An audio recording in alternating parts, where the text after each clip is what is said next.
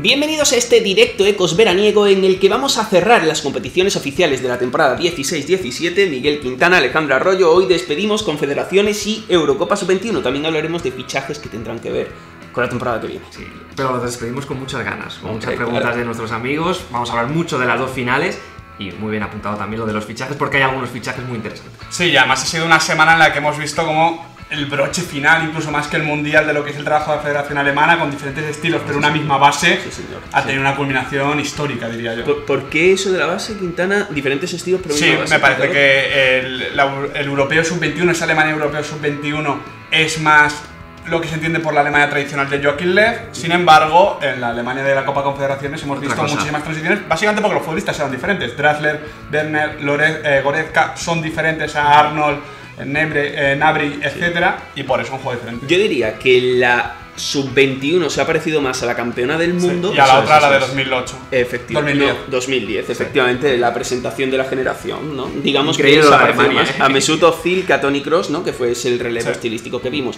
Pasamos a la primera pregunta, que precisamente gira en torno a Alemania. La pronuncia MRC Jorge y quiere que hablemos ese repliegue-despliegue de los alemanes en la final contra Chile. De la Copa Confederaciones, sí. Bueno, hemos visto, yo creo que la nota común en todas las Alemanias, y esta fue importante, es la presión.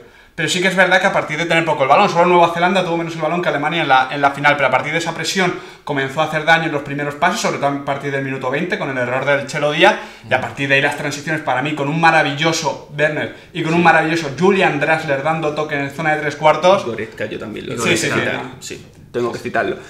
Al hilo de la presión me parecía muy interesante el tema de que normalmente, Quintana, las presiones se focalizan en el carril central, ¿no? Para que... pero las alemanas normalmente no. Increíble, cómo apretaban a Isla y Bosillú. Esa es la herencia de Jürgen Klopp.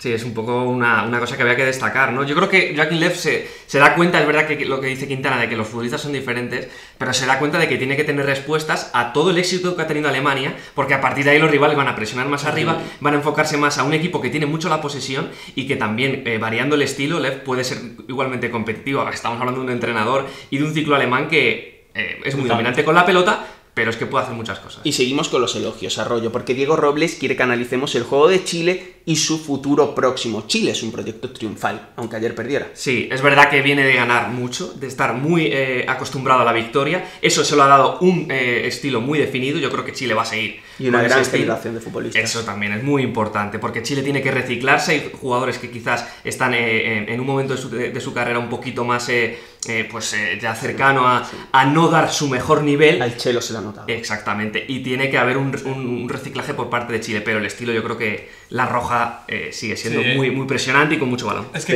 pero Quintana, lo de Chelo unido a lo de Valdivia, esa pérdida de... Bueno, y antes Pizarro. Matices cerebral, Matices. Exacto, y Pizarro también. Sí, no, al final es que en el triunfo de esta generación evidentemente hay que constar la importancia de Marcelo Bielsa, de Jorge Sampaoli, de Pichi, etcétera, ¿no? Pero esto es una generación de futbolistas. Esta es una generación de futbolistas que ha tenido a Arturo Vidal, a Alexis Sánchez, a Gary Medel, a Claudio Bravo, por supuesto a estos Pizarro, Valdivia, etcétera, dominando el continente, dominando su continente. Y cuando se ha perdido este verso libre integrado en todo lo que era el equipo, ese Valdivia que en la Copa de Chile 2015 está brutal, pues hemos visto a un equipo que yo creo que en esta Confederaciones ya ha iniciado la cuesta abajo, aunque pudiese haberla ganado. Es que se ha perdido la rama sanpaolista, se ha quedado la bielsista, que era la que no incluía eso, pero claro, con 5, 6, 7 años menos.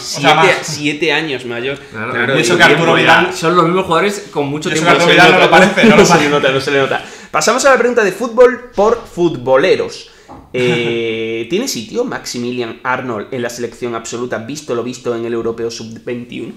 Que claro, con Alemania esto es como si me preguntas de Dani Ceballos o de Marcos Llorente en la España absoluta. Es complicado, pero sí me parece que este Maximilian Arnold de la Sub-21, no el del Wolfsburgo, que normalmente es media punta, el que juega por detrás de balón, sí que tiene un hueco, pero claro, dependiendo de lo que siga siendo o no siga siendo Toni Kroos. Claro.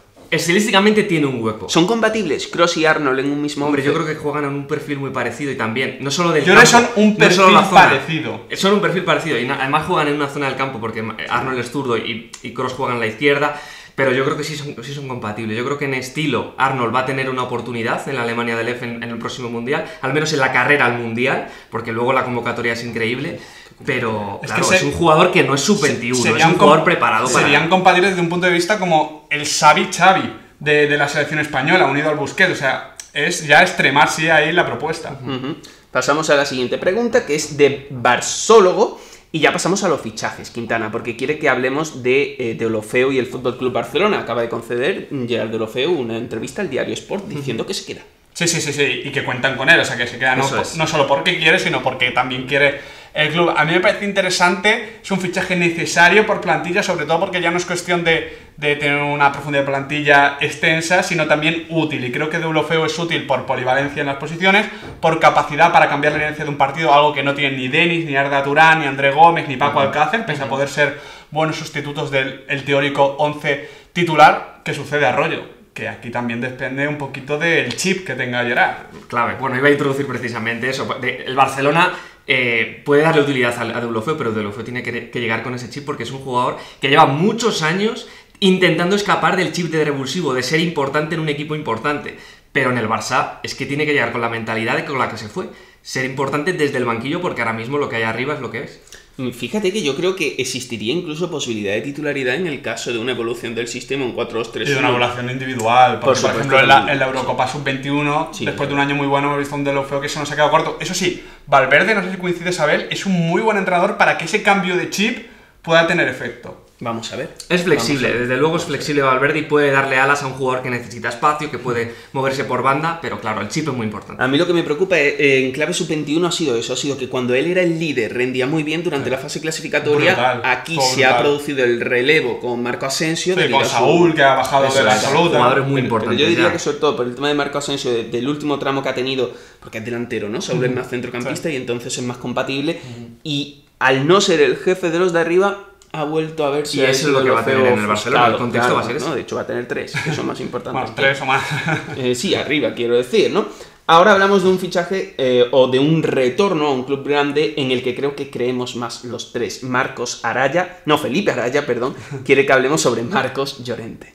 Hombre, venimos de un Real Madrid que ha ganado la Copa de Europa y ha ganado la Liga, con Casemiro siendo muy importante, pero es evidente que el Real Madrid va a tener en Llorente una continuidad, sobre todo porque Zidane cree en ese tipo de mediocentro, en un mediocentro que dé equilibrio a Kroos y a Modric, y creo que desde ese punto de vista Marcos Llorente es un jugador muy preparado para todo tipo de contexto. Es que defensivamente es uno de los mejores del mundo. Lo ha dicho él en otra entrevista con Marca también, lo ha dicho él que a nivel defensivo ha crecido mucho más. Él se veía antes ofensivamente muy capacitado, pero en el último año en el Alavés ha crecido a unos niveles para defender y ser el mediocentro de un equipo importante. Sí, ha sido una absoluta locura, e incluso lo hemos visto también en esta Eurocopa en la que España tenía un plan diferente, incluso más parecido al Deportivo Alavés de Mauricio Pellegrino, y le hemos vuelto a ver sobresalir.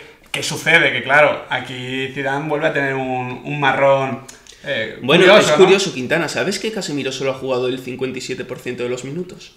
Sí, me lo imagino, básicamente porque tuvo una lesión donde el Real Madrid empató 3 partidos seguidos y se notó muchísimo su ausencia. Luego ha habido cambios donde Mateo Kovacic normalmente era en el medio centro. Aquí, pese a que Mateo Kovacic encaja muy bien en esa versión del Real Madrid, Marcos Llorente encaja mejor porque básicamente el medio centro y además es muy bueno. Sí. Pero sí, vamos a ver un poquito qué plan tiene Zidane. De momento confianza. Yo, Quintana, estoy convencido de que te pega en Zinedine Zidane, que en un minuto 70 de partido ganando, te ponga a Casemiro y a Llorente doble pivote, cross de media punta y transición. Y ahí no entra nadie. Casemiro, Llorente, doble pivote defensivo, eso no es una Yo ni llamaría la puerta al rollo. Hombre, para robar balones, o sea, hablamos de los dos jugadores con más capacidad de robo de balón, probablemente, o de los tres en campo propio, sí, si te vas a campo contrario, tienes a Miquel San José, tienes a Sergio Busquets. En campo propio, es que las cifras están ahí. Junto a Gavi. Pero son referencias de la Super élite. Y además muy compatibles en el sentido de que Llorente es táctica, Casemiro es un poco más...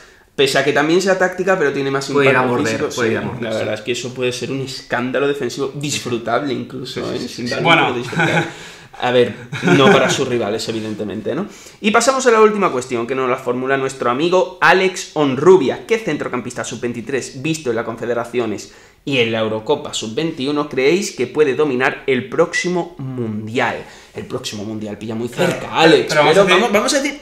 No, dentro de dos mundiales. Futuro, es que yo creo, dominar un mundial, solo me parece que hay un futbolista capaz de lo que hemos visto, que es Dani Ceballos. El resto, León Goretzka me parece buenísimo, Arnold también, Saúl Ñíguez, Marcos Llorente, Lorenzo Pellegrini, me parecen muy buenos. Pero lo que se dice dominar, Sí, Dani Ceballos es un poco esa Me figura. parece que el único que admite esa descripción es Dani Ceballos. Pero se puede dominar de Pues muchas no, maneras también. No es con el que yo me quedo. Exacto, yo voy más por Claro, ahí. claro, si el ¿Tú qué vas a Mundial decir? y las selecciones se llevan a... ¿Qué jugadores han dominado el Mundial de otras maneras a la que... De Saint Lee. Bueno, no el Mundial, pero sí una Champions, que es más difícil Bueno, todavía. estamos diciendo Pero Mundial. sí que yo creo que el Mundial es verdad que el fútbol se está llevando al centrocampista que tiene la pelota, que no la pierde, y eso deriva en un ritmo concreto, pero el próximo Mundial puede abrirse a otro tipo de fútbol y que los espacios empiecen a aparecer y que desde ahí un repliegue que tenga capacidad para mantener la posición y que salga con espacios, hay centrocampistas, el propio Saúl, el propio Goretzka, son... Yo me quedo con Goretzka. Claro, son jugadores que te pueden determinar toda una fase de grupos y un cruce. Es que en los torneos cortos eso es importantísimo. A mí me ha enamorado, creo que puede llegar a tener peso en el Bayern Múnich, que es un equipo que a su vez Bueno. de damas. El jugador de Schalke 04. Bueno, es verdad, pedimos disculpas, no me vaya a pasar como con Irving Lozano. Bueno, pues eso, que confío mucho en Leo Goretzka y me parece un jugador que puede tener bastante importancia en el fútbol del futuro. Os preguntamos a vosotros, chicos, de estos centrocampistas sub-23 a los que hemos visto jugar a lo largo del último mes en estos dos torneos, ¿con cuál os quedáis de cara al futuro? Ceballos, Saúl, Pellegrini, que me encanta el muchos, italiano. ¿Con quién os quedáis? ¿Quién es ese centrocampista que puede dominar? Lo comentáis en los comentarios, valga la redundancia, los leemos, debatimos, aprendemos todos juntos. Muchas gracias.